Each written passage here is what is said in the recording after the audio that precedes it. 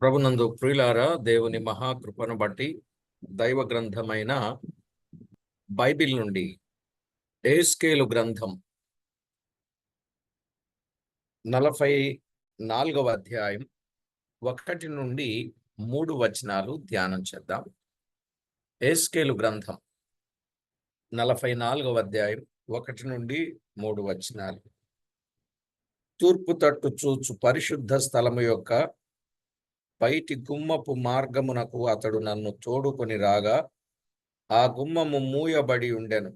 అంతటా యెహోవా నాతో ఈ మాట సెలవిచ్చెను: ఇశ్రాయేలీయుల దేవుడైన యెహోవా ఈ గుమ్మము ద్వారా ప్రవేశించెను గనుక ఏ మానవుడును దాని ద్వారా ప్రవేశింపకుండునట్లు ఎన్నడునూ తీయబడకుండా అది మూయబడియే యుండును. అధిపతియగువాడు తన ఆధిపత్యమును బట్టి యెహోవా సన్నిధిని ఆహారము భుజించునప్పుడు అతడచ్చట కూర్చుండును. అతడైతే మంటప మార్గముగా బయటికి పోవలెను. అతడు ఉత్తరపు గుమ్మము మార్గముగా మందిరము ఎదుటికి నన్ను తోడుకొని వచ్చెను. అంతలో యెహోవా తేజో మహిమతో యెహోవా మందిరము నిండియుండుట చూచి నేను సాగిలపడగా. 4 వచనాలు మనము చదువుకున్నాం. చదవబడిన ఈ లేఖన భాగంలో దేవుడు మనతో తేటగా, సూటిగా, స్పష్టంగా మాట్లాడునట్లు చిన్న ప్రార్థన చేద్దాం. వాక్యమై ఉన్న మా దేవా,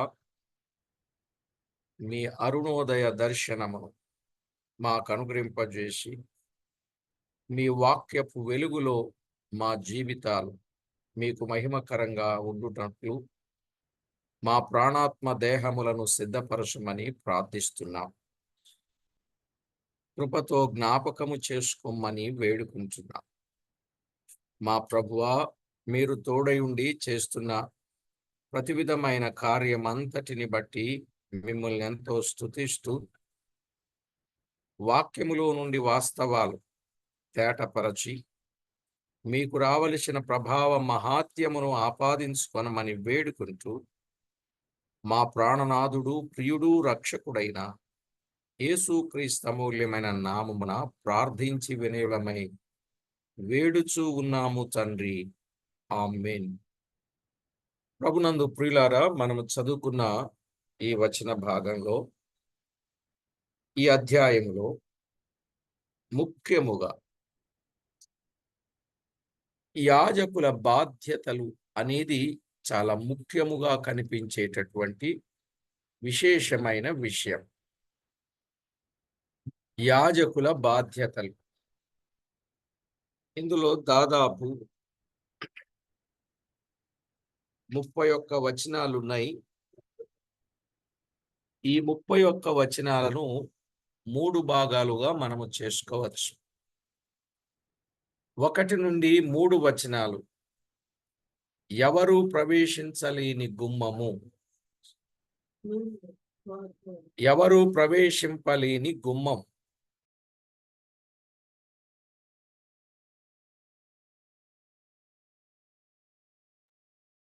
నాలుగు నుండి 14 వచనాలు యాజకుల అవిధేయత. యాజకుల అవిధేయత. 15 నుండి 31 వచనాలు యాజకుల బాధ్యతలు. 1 నుండి 3 వచనాలు ఎవరు ప్రవేశించలేని గుమ్మము. 4 నుండి 14 వచనాలు యాజకుల అవిధేయత. 15 నుండి 31 వచనం యాజకుల బాధ్యతలు. ఇలాగున 3 భాగాలుగా మనము ఈ అధ్యాయాన్ని ఆలోచన చేయవచ్చు. 1 నుండి 3 వచనాలు ఎవరూ ప్రవేశించలేని గుమ్మం అన్నాడు కదా. అవును, తూర్పు తట్టు చూచు పరిశుద్ధ స్థలము యొక్క బయటి గుమ్మము మార్గమునకు ఆయన నన్ను తోడుకొని రాగా అని మనం చూస్తున్నాం. తోడుకొని రాగా ఆ గుమ్మము మూయబడి ఉండెను అని చెప్పాడు. మూయబడి ఉండెను.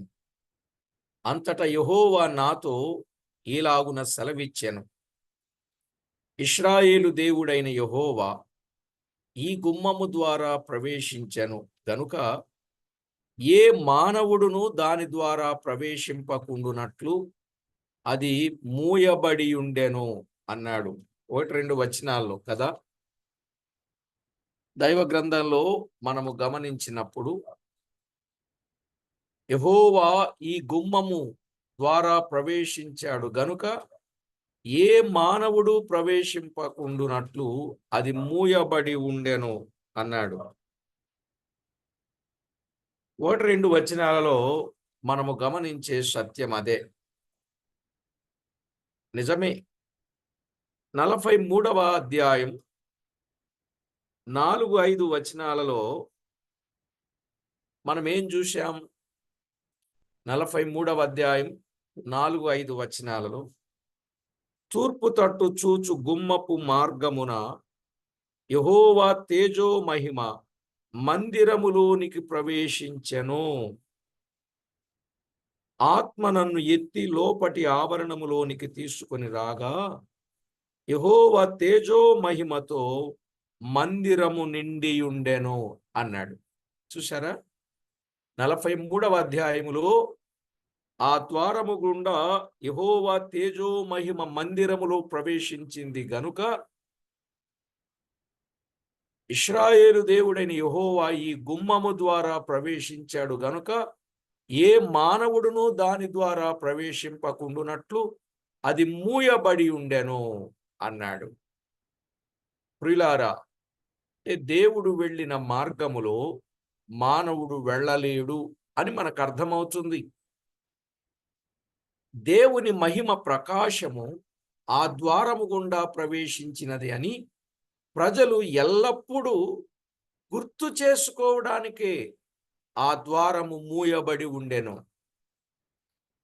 అరే, ఈ ద్వారాన్ని మూసించారేంటి అని అన్నప్పుడు ప్రజలందరికీ అర్థం కావడం, ఇది యెహోవా తేజో మహిమ మందిరములోనికి వెళ్ళింది ఈ గుమ్మము ద్వారా అని తెలియజేయడానికి అది మూసి ఉంచినట్లుగా చూస్తున్నాం.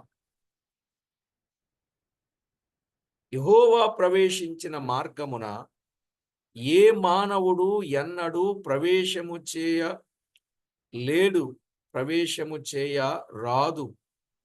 ఎందుకంటే ఆయన అసమానుడు, ఆయనతో సాటి ఎవరునూ లేరు. ఆయన అసమానుడు, ఆయనతో సాటి అయిన వారు లేరు. యెషయా గ్రంథం 40వ అధ్యాయం 18వ వచనంలో వ్రాయబడిన మాట.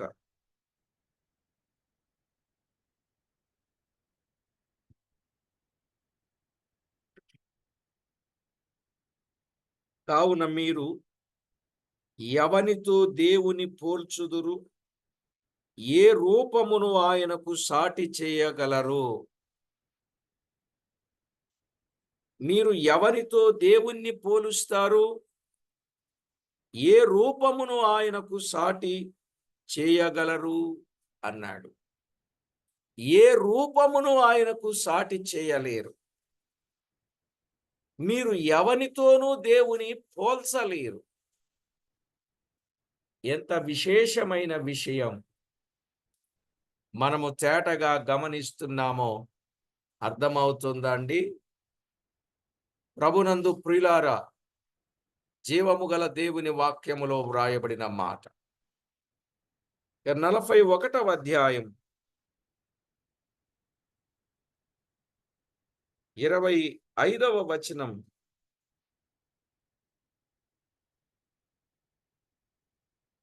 41:25 ఉత్తర దిక్కు నుండి నేనొకని రేపుచున్నాను, నా నామమున ప్రార్థించువాడొకడు సూర్యోదయ దిక్కు నుండి వచ్చుచున్నాడు. సరే, ఆయనకు సాటి అయిన వాడు లేడు. మనం ఆలోచన చేస్తే 41వ అధ్యాయములోనే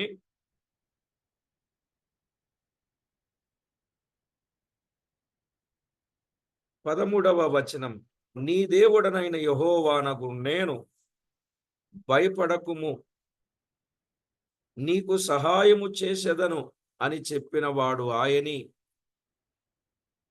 గనుక ఆయనకు సాటి అయిన వాడు లేడు. 3 మాటలు మనము గమనిస్తే, ఆయనకు సాటి అయిన వాడు గాని, ఆయనకు పోటీ అయిన వాడు గాని, ఆయనను పోలిన వాడు గాని లేనే లేడు. వచనాలున్నాయి, మీరు వెతకండి. ఆయనకు సాటి అయిన వాడు గాని, ఆయన పోలిన వాడు గాని, ఆయనకు పోటీ అయిన వాడు గాని ఏ ఒక్కరు లేరు అని లేఖనాలలో వ్రాయబడింది ప్రియులారా. కనుక ప్రతి ఒక్కరూ ఇట్టి సత్యాన్ని తేటగా గమనించాలి.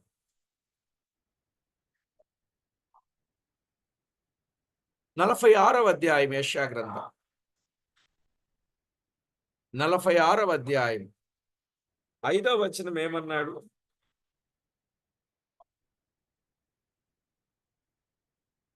మేము సమానులమని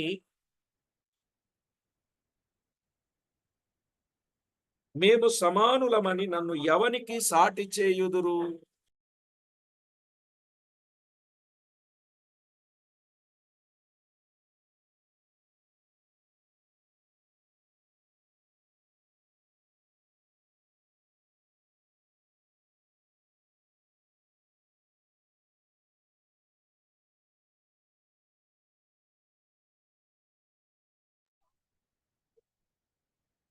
ప్రభునందు ప్రియులారా, 46వ అధ్యాయం 5వ వచనంలో, మేము సమానులమని నన్ను ఎవనికి సాటి చేయుదురు?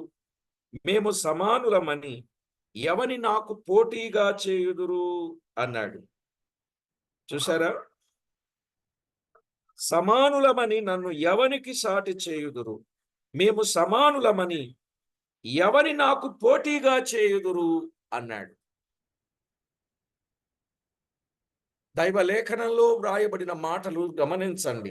ఆయనకు సాటి ఎవ్వరూ చేయలేరు, ఆయనకు పోటీ ఎవ్వరూ లేరు అనే మాట దేవుని వాక్యములో మనము చూస్తున్నాం ప్రియులారా.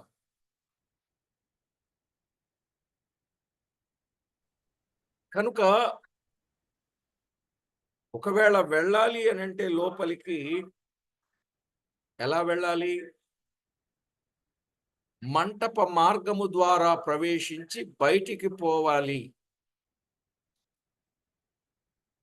46:2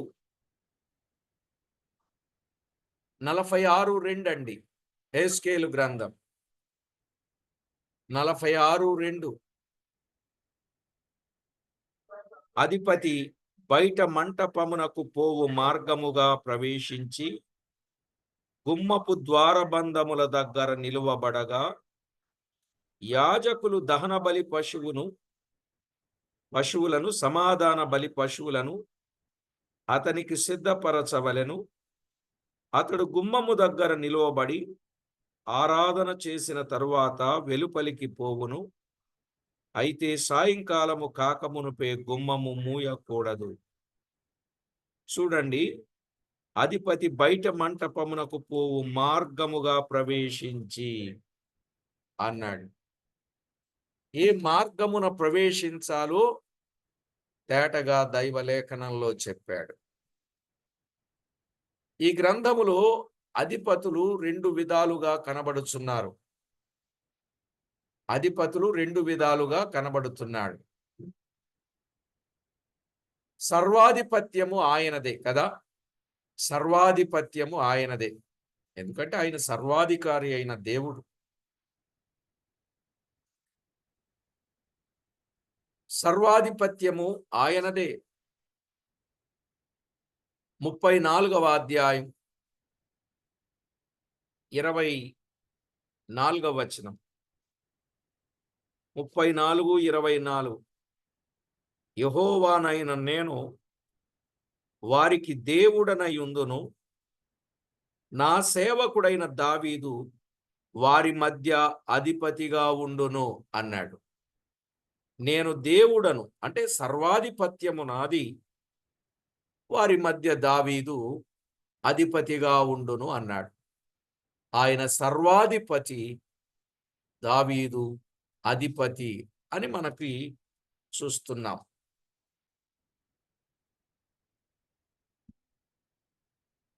అలాగే యెహెజ్కేలు గ్రంథం 37వ అధ్యాయం 25వ వచనాన్ని చదువుకుందాం. 37:25.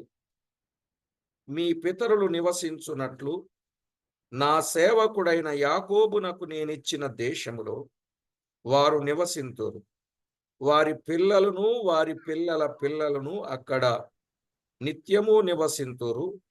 నా సేవకుడైన దావీదు ఎల్లకాలము వారికి అధిపతి అయి ఉండును అన్నాడు. ఎల్లకాలము నా సేవకుడు వారికి అధిపతి అయి ఉంటాడు అని చెప్పాడు. ప్రియులారా, చూచారా దైవ గ్రంథంలో ఎంత గొప్ప సత్యము దాగి ఉన్నదో ఆలోచన చేయండి. 45వ అధ్యాయం 7వ వచనం కూడా.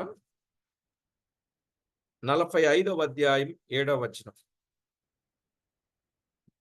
మరియు ప్రతిష్ఠిత భాగమునకును పట్టణమునకై ఏర్పడిన ప్రదేశమునకును ఎదురుగా వాటికి పడమటగాను తూర్పుగాను ప్రతిష్ఠిత భాగమునకు పట్టణమునకై ఏర్పడిన దేశమునకును ఇరుప్రక్కల అధిపతికి భూమిని ఏర్పాటు చేయవలెను.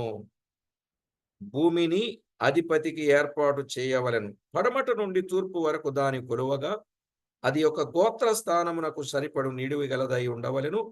అధిపతి ఇక నా జనులను బాధింపక వారి గోత్రములను బట్టి భూమి అంతయు ఇశ్రాయేలులకు నియమించునట్టు అన్నాడు. ఇక్కడ అధిపతికి భూమిని నియమించినట్లుగా మనము చూస్తున్నాం.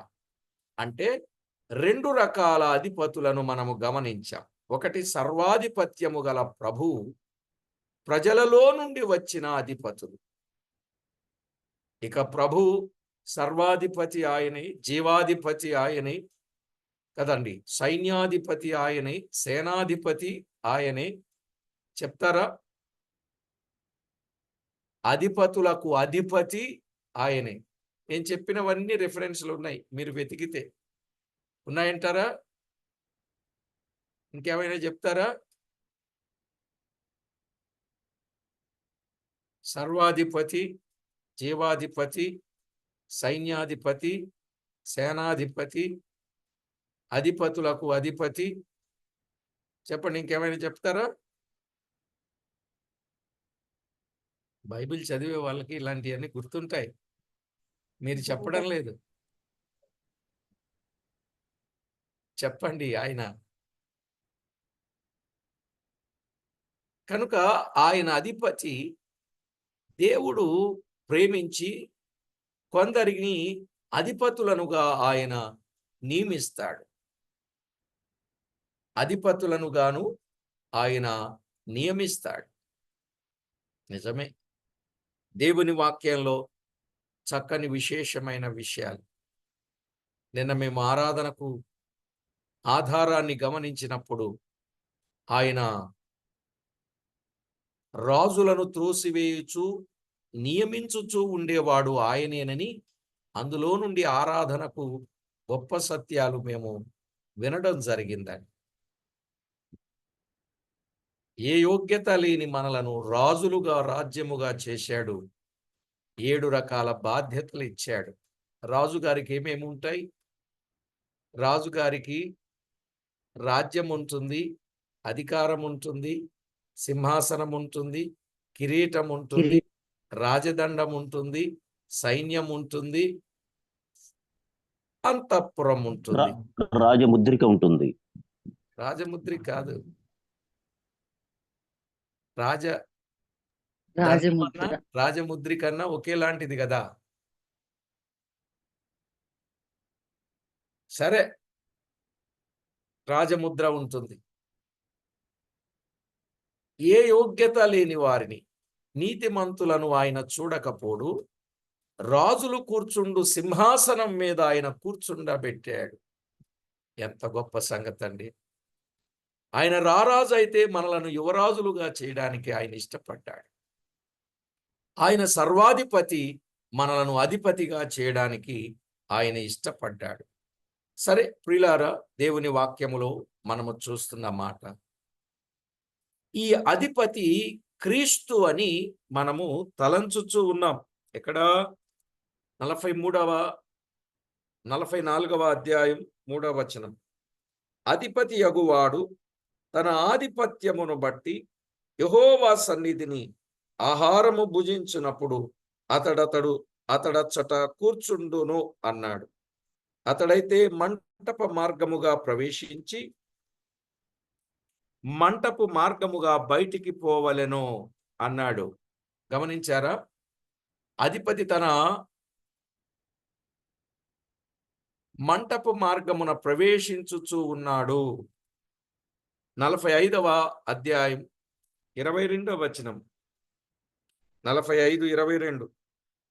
ఆ దినమున అధిపతి తనకును దేశమునకును చేరిన జనులందరికీ పాప పరిహారార్థ బలిగా ఒక ఎద్దును అర్పింపవలెను అన్నాడు.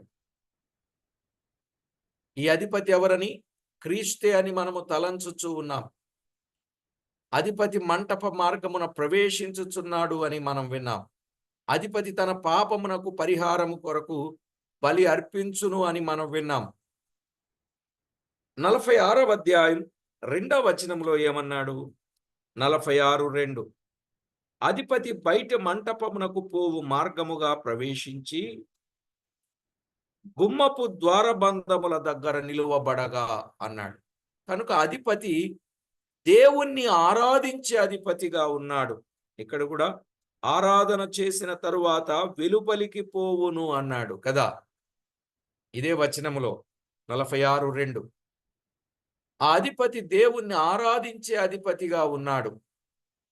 అయితే ప్రియులారు, ఇక్కడ మనము గమనించాల్సింది, క్రీస్తు పాపము లేనివాడు గనుక ఆయనకి ఎప్పుడు బలి నర్పింపవలసిన అవసరము లేదు.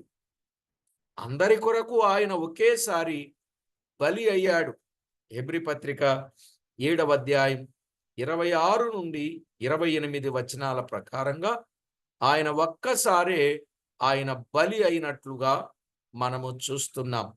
ఇప్పుడు మన కొరకు బలి అయిన ఆ ప్రియ ప్రభువుని మనము తప్పనిసరిగా ఆరాధించబద్దులమై ఉన్నాము. మన ప్రభువు ఎవరు? ఆరాధనకు యోగ్యుడు, పూజకు అర్హుడు, సింహాసనాసీనుడు. వేవేల దూతలు, కోట్ల కొలది మనుషులు ఆయనను ఆరాధిస్తున్నారు.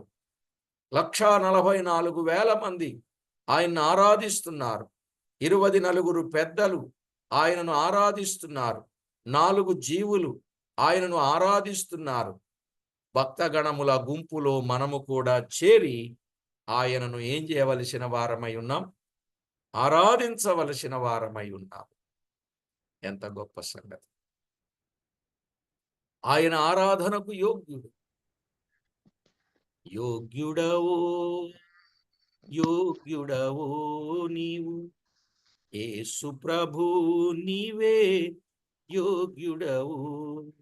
మరణము గెల్చిన యోధుడవో, మరణము గెల్చిన యోధుడవో, నా జీవితమున పూజుడవో, నా జీవితమున పూజుడవో. యోగ్యుడవో యోగ్యుడవో యేసు ప్రభు, నీవే యోగ్యుడవో. స్నేహితుడవై నన్ను ఇలా కోరితివి.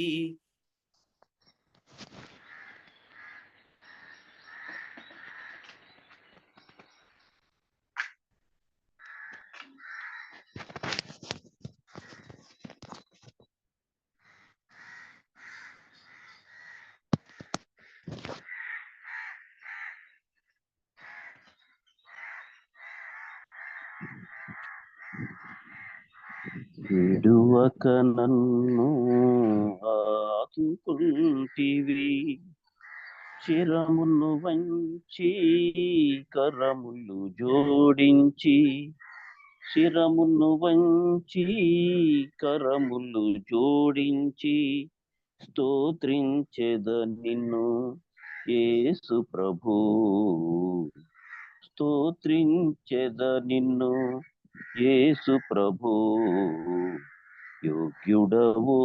ప్రియులారా, ఎంతమందికి ఈ పాట వచ్చండి?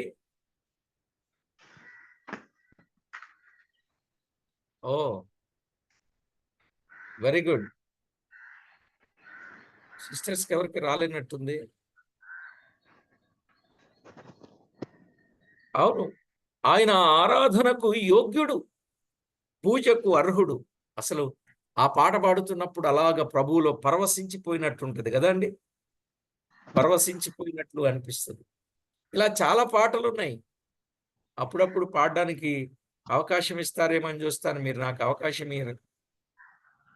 సరే, మంచిది. అన్ని పనులు ఒక్కళ్ళే చేయాలని ఏముంది కానీ. కాబట్టి ప్రభు పిల్లలమైనటువంటి మన జీవితంలో తప్పనిసరిగా యోగ్యుడైన ప్రభువును మనము ఆరాధించాలి అనే సత్యాన్ని ఈ భాగంలో మనము చూస్తున్నాం. ఇక తరువాత 4 నుండి 14 వచనాలు. 4 నుండి 14 వచనాలు. యాజకుల అవిధేయత. మనకేం కనపడుతుందండి? యాజకుల అవిధేయత కనబడుతుంది. యెహెజ్కేలు గ్రంథం 44వ అధ్యాయం 4 నుండి 14 వచనాలు. మరి చదవడం లేట్ అవుతుంది, మీరే చదవడం మంచిది. అతడు ఉత్తరపు మార్గముగా మందిరము ఎదుటికి నన్ను తోడుకొని వచ్చాను అన్నాడు. 4వ వచనం కదా. అతడు అనగా మొదటి నుండి నడిపించువాడు క్రీస్తే అని మనము చూచుచూ ఉన్నాం. అతడు అన్నాడు కదా. అతడు ఉత్తరపు గుమ్మపు మార్గముగా మందిరము ఎదుటికి నన్ను తోడుకొని వచ్చాను అన్నాడు. అతడు అంటే ఎవరు? అంటే యెహెజ్కేలును మొదటి నుండి నడిపించేవాడు ఆయనే. 40వ అధ్యాయం 3-4 వచనాలలో, 40వ అధ్యాయం 3-4 వచనాలలో అక్కడికి ఆయన నన్ను తోడుకొని రాగా ఒక మనుషుడుండెను. ఆయన మెరయుచున్న ఇత్తడి వలె కనబడెను. దారమును కలకర్రయు చేత పట్టుకొని ద్వారములు ఆయన నిలువబడి ఉండెను. ఆ మనుషుడు నాతో ఇట్లనెను, నరపుత్రుడా, నేను నీకు చూపుచున్న వాటినన్నింటినీ కన్నులారా చూచి చెవులారా విని మనసులో ఉంచుకొనము. నేను వాటిని నీకు చూపుటకై నీవిచ్చటికి తేబడితివి. నీకు కనబడు వాటినన్నింటినీ ఇశ్రాయేలీలకు తెలియజేయము అని చెప్పాడు. కాబట్టి ప్రభునందు ప్రియులారా, నడిపించిన వాడు ఆయనే అని మనకు అర్థమవుతుంది. 41వ అధ్యాయం 1వ వచనం కూడా, తరువాత అతడు నన్ను ఆలయమునకు తోడుకొని వచ్చి దాని స్తంభములను కొలిచెను అన్నాడు. నడిపించిన వాడు, తోడుకొని వచ్చినవాడు ఆయనే. 42:1 కూడా, 42:1, అతడు ఉత్తరపు మార్గముగా నన్ను నడిపించి బయటి ఆవరణములోనికి తోడుకొని వచ్చి, అతడు నన్ను నడిపించి, కనుక నడిపించిన వాడు ఆయనే. 43వ అధ్యాయం 1వ వచనం, 43:1, తరువాత అతడు తూర్పు తట్టు చూచు గుమ్మమునకు నన్ను తోడుకొని రాగా, తోడుకొని వచ్చిన, నడిపించిన ఒక్కటే, అది ఆయనే అనే మాట చెప్తా ఉన్నాడు. ఇక 43లో 6 నుండి 9 వచనాలు కూడా ఆయనే నడిపించినట్లుగా, తోడుకొని వచ్చినట్లుగా మనము చూడగలం. సరే ప్రియులారా, 18వ వచనంలో కూడా అదే మాట చెప్పాడు. 18 కదా. సరే, ఇక్కడ 44:1లో మనం అదే చూస్తాం. నేను వాటిని నీకు చూపుటకై నీవిచ్చటికి తేబడితివి అన్నాడు. దేవుడు మానవునికి ఒక బాధ్యతను అప్పగించాడు.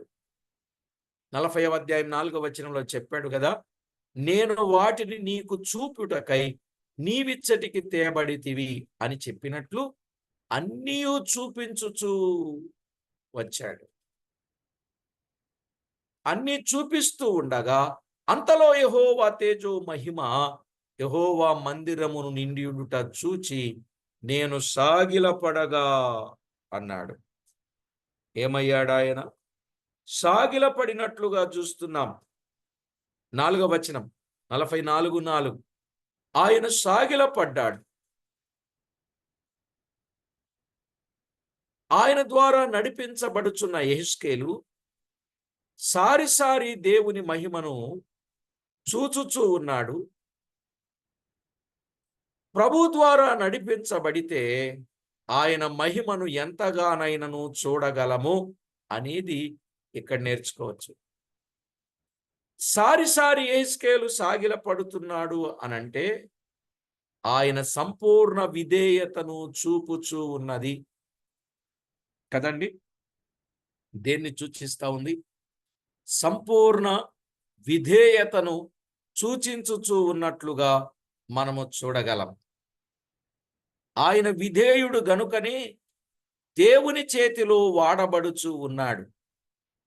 ఎవరు దేవునికి విధేయులైనా వారు ఖచ్చితంగా దేవుని చేతిలో వాడబడగలరు. అందుకే ప్రతి ఒక్కరూ కూడా దేవునికి విధేయులుగా ఉండుట మంచిది. యెహోవా వాక్కు నాకు సెలవిచ్చినదేమనగా, నరపుత్రుడా, యెహోవా కట్టడలు విధులనన్నింటినీ నీకు తెలియజేయుచున్నాను అన్నాడు కదా. కట్టడలు విధులు నీకు తెలియజేయుచు ఉన్నాను. నీవు నీ మనసు నిలుపుకొని ఈ సంగతులన్నింటినీ చూచి చెవిని పెట్టుము. 5వ వచనం అండి, 5వ వచనం. 5వ వచనం, యెహోవా నాకు సెలవిచ్చినదేమనగా, నరపుత్రుడా, యెహోవా మందిరమును గూర్చిన కట్టడలనన్నింటినీ విధులనన్నింటినీ నేను నీకు తెలియజేయుచున్నాను. నీవు మనసున నిలుపుకొని ఆ సంగతులన్నింటినీ చూచి చెవిని పెట్టుము. మరియు పరిశుద్ధ స్థలములో నుండి పోవు మార్గములన్నింటి ద్వారా మందిరము లోపలికి వచ్చుటను గూర్చి యోచించుము అని చెప్పాడు. నిజమే. 43వ అధ్యాయం 11వ వచనంలో కూడా అదే చెప్పాడుగా. ఏమన్నాడు? తాము చేసిన వాటన్నింటిని బట్టి వారు సిగ్గుపడిన ఎడల మందిరము యొక్క వైఖరి, దాని ఏర్పాటును, బహిర్గత స్థానములను, అంతర్గమ స్థానములను, దానిని గురించిన మర్యాదలన్నింటినీ, విధులనన్నింటినీ, దాని ఆచారములను, క్రమములను వారికి కనుపరచి ఆ ఆచార విధులన్నింటినీ గైకొని ఆచరించున్నట్లు వారు చూచుచుండగా వాటిని వ్రాయించుము అన్నాడు. ఈ 2 వచనాలు చాలా ఇంపార్టెంట్. 44వ అధ్యాయం 5వ వచనం, 43వ అధ్యాయం 11వ వచనం. ఆ ఆచార మర్యాదలు తప్పనిసరిగా చాలా ఇంపార్టెంట్ అని చెప్తా ఉన్నాడు. ఈ మాటలు చెప్పింది మొదట ఎవరని చూచాం? క్రీస్తు ప్రభువే అని మనము చూచాం. ఈ మాటలు చెప్పింది ఎవరండి? క్రీస్తు ప్రభువే అని మనము చూచాంగా 40వ అధ్యాయం 3-4 వచనాల్లో ఆయన తోడుకొని వెళ్ళి ఆయన ఈ సంగతులన్నింటినీ చెప్పినట్లుగా మనము చూస్తాం. 40వ అధ్యాయం 3-4 వచనాలు. ఇక్కడ యెహోవా చెప్పినట్లు చూస్తూ ఉన్నాం. పాత నిబంధనలో క్రీస్తు యెహోవాగాను, మనుషునిగాను, దేవుని దూతగాను మొదలగు పేర్లతో ఆయన ప్రత్యక్షమగుచూ వచ్చెను. అర్థమైందండి? పాత నిబంధనలో ఆయన ఏ ఏ పేర్లతో ప్రత్యక్షమయ్యాడు? క్రీస్తుగా, యెహోవాగా, మనుషునిగా, దేవుని దూతగా. పాత నిబంధన గ్రంథం అంతటిని మీరు పరిశీలనగా క్షుణ్ణంగా చదివినట్లయితే పాత నిబంధనలో క్రీస్తుగా, యెహోవాగా, మనుషునిగా, దేవుని దూతగా ఇలాంటి పేర్లతో ఆయన ప్రత్యక్షమగుచూ వచ్చాడు. మరియు పరిశుద్ధ స్థలము నుండి పోవు మార్గము ద్వారా మందిరము లోపలికి వచ్చుటను గూర్చి యోచించుము అని 5వ వచనంలో చెప్పాడు కదా. దేవుని మాటలు మనసులో ఉంచుకొనుట అది మన జీవమునకును దేవుని వాగ్దానమును స్వతంత్రించుకొనుటకు కారణమగును. అర్థమైందండి?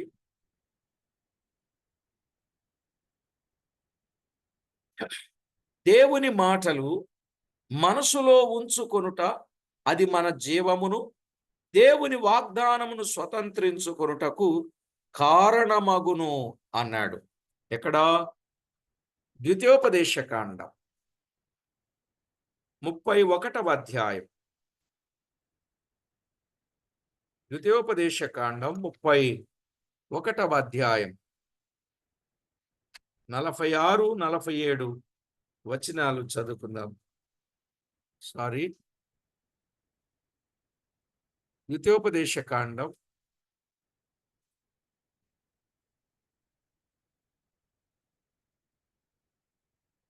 31వ అధ్యాయం 41, 46, 47 వచనాలు లేవు కదా. ఒకసారి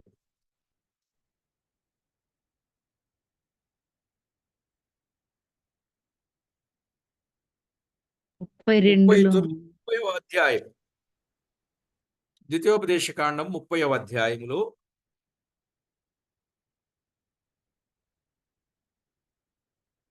20వ వచనాన్ని చదువుకుందాం.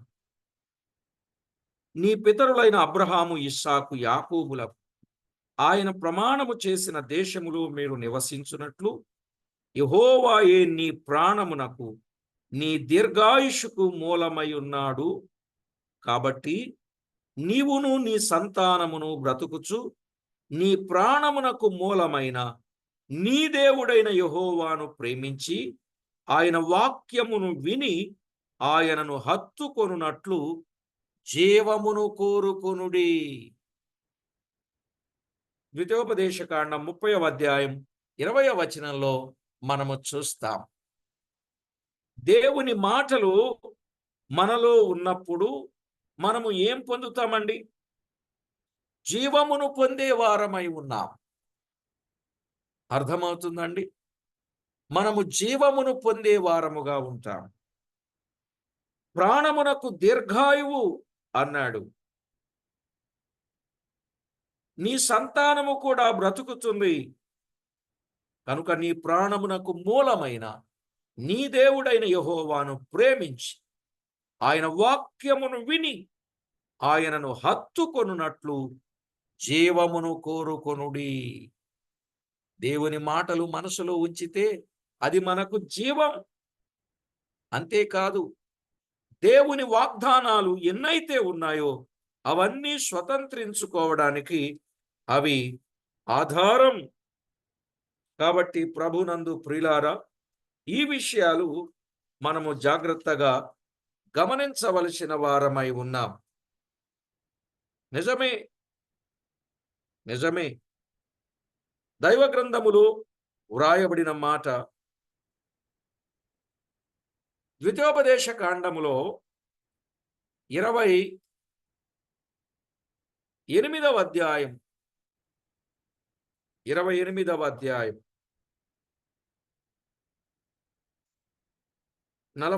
47 వచనాలు చదువుకుంటే,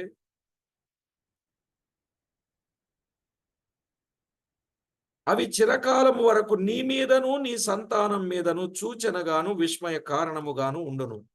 నీకు సర్వ సమృద్ధి కలిగియుండు. నీవు సంతోషముతో హృదయానందముతోను నీ దేవుడైన యెహోవాకు నీవు దాసుడవు కాలేదు అన్నాడు. అందుకే ఇక్కడ ఈ విషయాన్ని చెప్పాల్సి వచ్చింది. దేవుడు ఏమిచ్చాడు? సర్వ సమృద్ధిని ఇచ్చాడు, సంతోషం ఇచ్చాడు, హృదయానందమును ఇచ్చాడు. గాని దేవునికి దాసుడు కాలేకపోయాడు.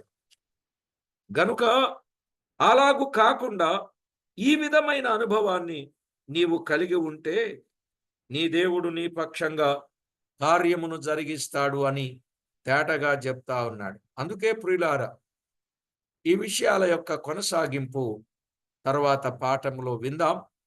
మనము ఆలోచన చేస్తే ఆ తరువాత వాక్యాన్ని విన్న వారి విషయములో, విధేయత చూపిన వారి విషయములో ప్రభు ఎలాంటి కార్యము చేశాడు, మరి యాజకులు కొందరు అవిధేయత కలిగి ఉండుటను బట్టి ఎలాంటి నష్టాన్ని వారు ఎదుర్కొన్నారనేది మీకు నేను తర్వాత సంగతి చెప్తాను. అంటే 4 నుండి 14 వచనాలలో యాజకుల అవిధేయతని మనము టైటిల్ పెట్టుకున్నాం. కానీ వారి అవిధేయత ఏంటో చెప్పలేదు. తర్వాత పాఠంలో చెప్పుకుందాం. అంటే ఇక్కడ ఎవరైతే ఆయనకు విధేయులు అవుతారో వారికి కలిగేటటువంటి గొప్ప మేలు మనము విన్నాం. వరుస వెంబడి ధ్యానాలు చేస్తున్నాం, వచనం వెంబడి ధ్యానాలు చేస్తున్నాం. కాబట్టి దేవుని వాక్యములో వ్రాయబడిన మాటలు ఏది ఏమైనా ఒక్కటండి, దేవుని మాటలు మనసులో ఉంచుకోవాలి, హృదయములో వాటిని భద్రముగా కాపాడుకోవాలి. అవి వారికి జీవమును ఆరోగ్యమును ఇచ్చును అన్నాడుగా సామెతల 4వ అధ్యాయంలో. కాబట్టి ప్రతి ఒక్కరూ ఈ జీవము గల దేవుని మాటలు, కట్టడలనివ్వండి, ఆజ్ఞలనివ్వండి, విధులనివ్వండి, శాసనములనివ్వండి, దేవుని నోట నుండి వచ్చు ప్రతి మాట అననివ్వండి, ఇవన్నీ మన జీవితంలో మనము నెరవేర్చే వారముగా ఉంటే అది మనకి ఎప్పుడు మేలే.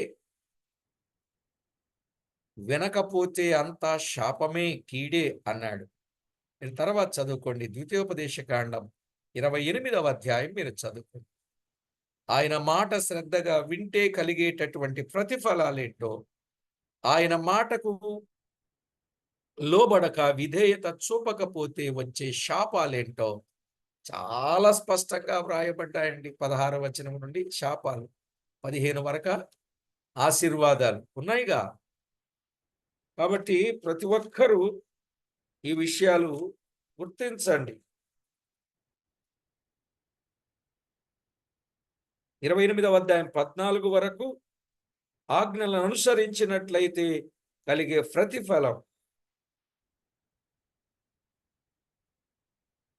15 నుండి ఈ ఆజ్ఞలను వినకపోతే కలిగే నష్టం చెప్పాడా అండి?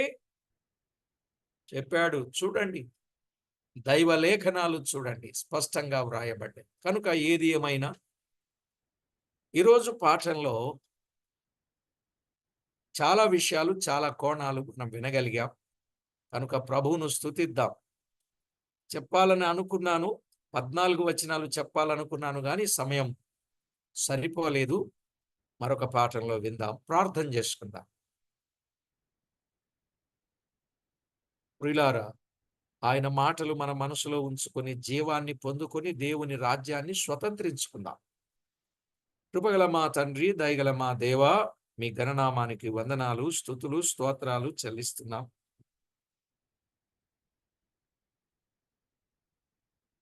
మీరు మమ్మను ప్రేమించి సర్వ సమృద్ధిని, సకల ఐశ్వర్యమును కలిగి, సుఖజీవమును, శాంతిని కలిగి,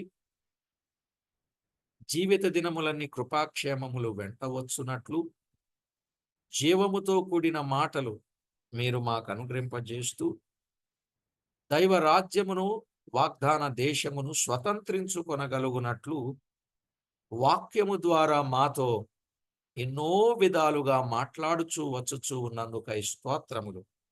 విన్న విషయాలు అందరి హృదయాలలో ఫలింపజేసి మీ నామమునకు మహిమ ఆపాదించుకొనమని మా ప్రభువైన యేసు క్రీస్తు అమూల్యమైన నామమున స్తోత్రము చెల్లించి స్తుతించి ప్రార్థించి మిక్కిలి వినయముగా బ్రతిమిలాడి వేడుచూ ఉన్నాము తండ్రి. ఆమేన్.